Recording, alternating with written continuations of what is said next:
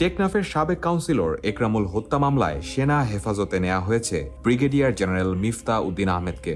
আন্তর্জাতিক অপরাধ ট্রাইব্যুনালে মামলার চার্জশিট জমা হওয়ার পর তার বিরুদ্ধে গ্রেপ্তারি পরোয়ানা জারি হয়। এরপর সোমবার রাতেই তাকে হেফাজতে নেয় বাংলাদেশ সেনাবাহিনী।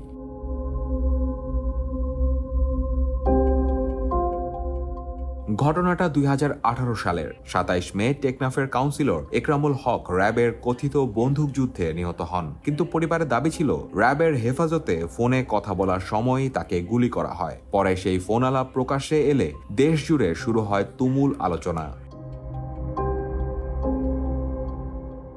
মিফতার নাম অবশ্য এই প্রথম আলোচনায় আসেনি। ২০২১ সালে মানবাধিকার লঙ্ঘনের অভিযোগে র্যাবের ৭ কর্মকর্তার উপর নিষেধাজ্ঞা দেয় যুক্তরাষ্ট্র। সেই তালিকাতেও তিনি ছিলেন।